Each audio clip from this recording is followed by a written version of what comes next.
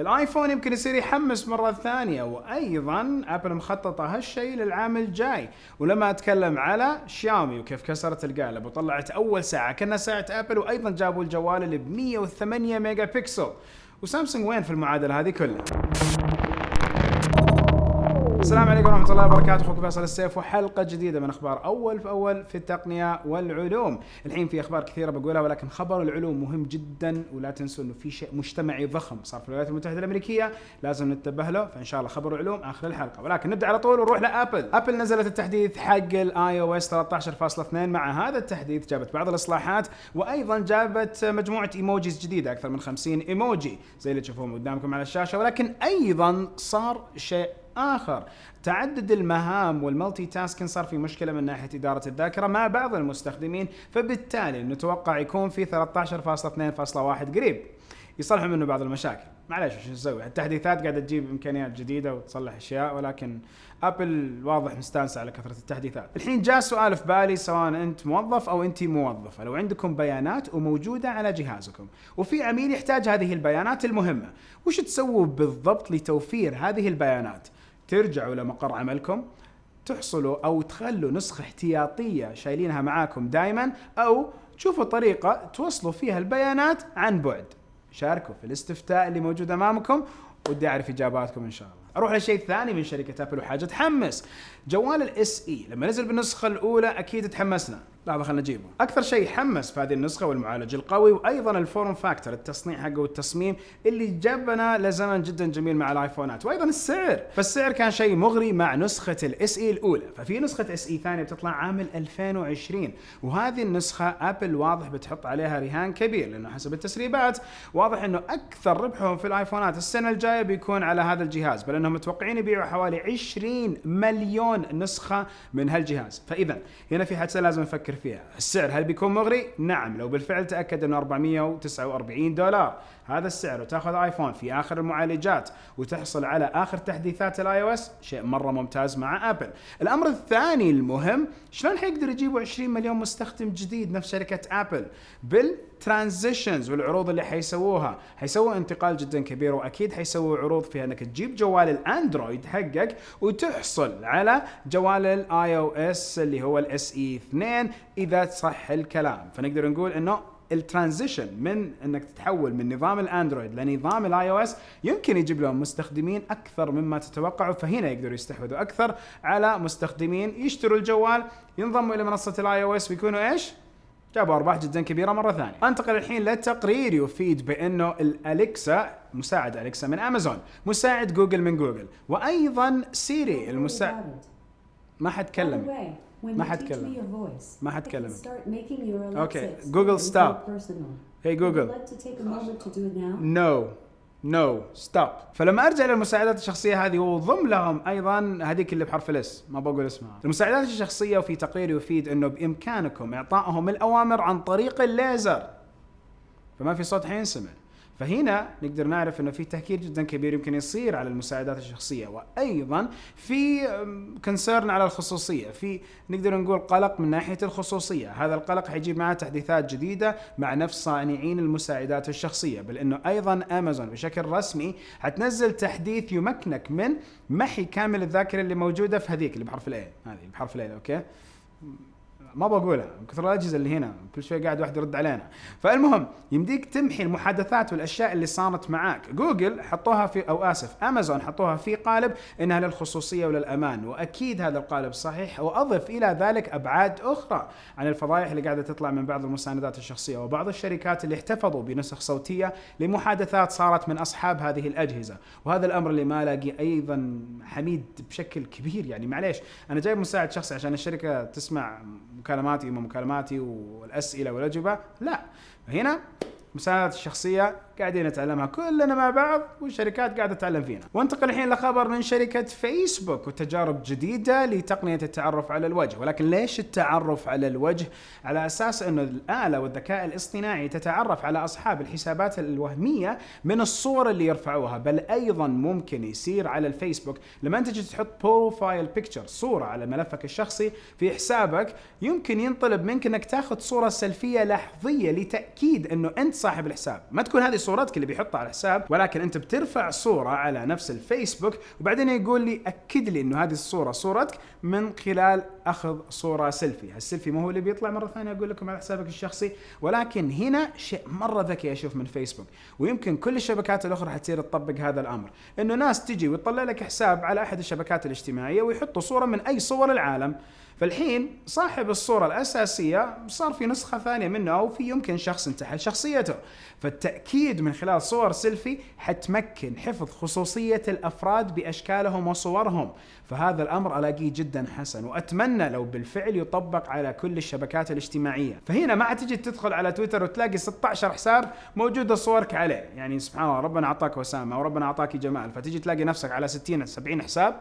ليش يعني؟ معليش يعني واحد يحب انه ما يكون له الا حساب واحد. المهم شيء ذكي من فيسبوك، وايضا اول ما يتم هذا الامر باكد لكم اياه باذن واحد احد، فدائما خليكم مشتركين معنا. انتقل الحين لشركه شاومي واقول انه اول ابتكار اصدروه خلال الاسبوع الماضي كان الساعه الذكيه حقتهم المي واتش.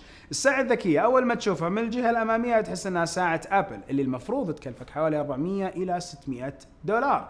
هنا لا، 185 دولار. بل ايضا هنا في امكانيات عاليه زي الذاكره 1 جيجا، معالج الكوالكوم اللي جاي من نفس شركه او معالج سناب دراجون اللي جاي من كوالكوم، وايضا اتكلم على سيور وامكانيات تعديل اكسسوارات وذاكره تخزينيه او سعه تخزينيه داخليه 8 جيجا بايت. الشكل اللي وهلا يعطيك انه بالفعل هي ساعه ابل ولكن فيها امكانيه اكثر. شريحه مدمجه موجوده فيها مع نفس شبكات ال4G، ووجود سعر بالفعل يقدروا يغامروا فيه ويقولوا انهم ينافسوا ابل، ولكن يظل منظومه ابل ودمج نفس الساعه مع الجوالات حقت الايفون والاي او اس كمنظومه الانتجريشن مره ممتاز. فهل حيقدروا الشاومي يضبطوا هالامر ولا لا؟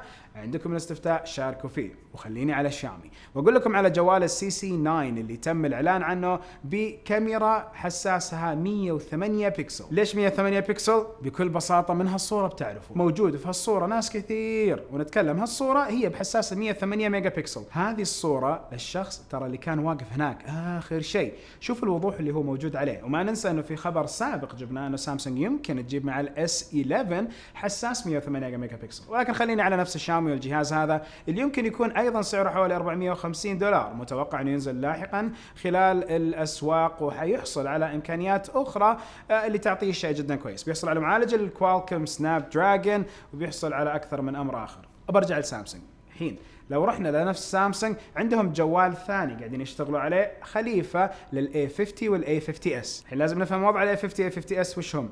واحد اللي هو عادي، بعدين طوروا هذا بشكل بسيط. الحين يجي 51 هو الخليفه، يعني كاننا قاعدين نتكلم على اس 10 بعدين اس 11.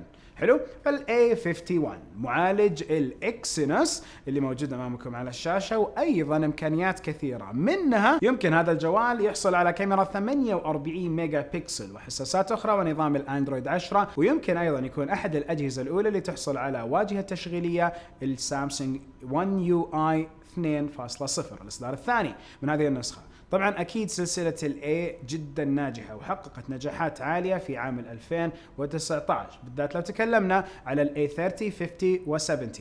هذول الثلاثه بالفعل جابوا امكانيات كويسه وقدروا ينافسوا في الشريحه المتوسطه من ناحيه الجوالات. هذه الشريحه المتوسطه هي اللي قاعده تحتكرها لفتره من الفترات هواوي وانر، والحين لقينا المنافسه العاليه من شركه سامسونج. وتوقعوا السنه الجايه على هذه الفئه مين اللي بينافس؟ اعطيكم كم ثانيه ذكرت الخبر. اكيد نتكلم على الايفون والايفون اس اي 2 لو صح التعبير، نتكلم على 1500 1600 ريال. الفئه السعريه ذي حتلاقي فيها منافسه ضخمه من 2020 باذن الله. المنافسه بالنسبه لي اجهزه اكثر، تقنيه اكثر، واكيد خيارات اكثر للمستخدمين وميزات لكل واحد من المستخدمين باذن الله. اطلع من مود الجوالات شوي واتكلم على شركه ال جي اللي قاعده تطور حسب احد براءات الاختراع اللي حطتها شاشه فعليه تلفزيون ذكي، ولكن ينطوي هذا التلفزيون بالاضافه الى وجود حساس الصوت او سبيكر صوت ساوند بار مع نفس الشاشه برضو تنطوي. ليش ال جي تفكر بهذا المبدا؟ لانه الشاشات في طبعها ورتمها صار لها سنوات وسنوات، عشرات السنين. هالشاشه المستطيله اللي من خلالها نقدر نحطها على الجدار، ولقينا انه اخر 5 سنوات كثير من الناس توجهوا الى الجوال والهاتف الذكي اللي من خلاله صاروا يتابعوا ويشاهدوا المحتوى. انتم كونكم شباب قاعدين تتابعوا هذا المحتوى، أكثر وقت تقضوه في اليوم أمام نفس هذا الجوال ولا شاشة التلفزيون في البيت؟ أكيد الجوال. فهنا لما نتكلم على شاشة موجودة في المنزل خاصة حجم 55 إنش وفوق، هذا حجم مهدر مرمي محطوط ما يشتغل إلا فترات محددة خلال اليوم، وهذا الأمر مع بعض البيوت مو كل البيوت. فهنا يمكن LG بابتكارهم الجديد يمكنوا هذه الشاشات أنها تنصفط فتتحول إلى جزء ديكور رايق موجود في البيت، وهالأمر مو هم الوحيدين فكروا فيه.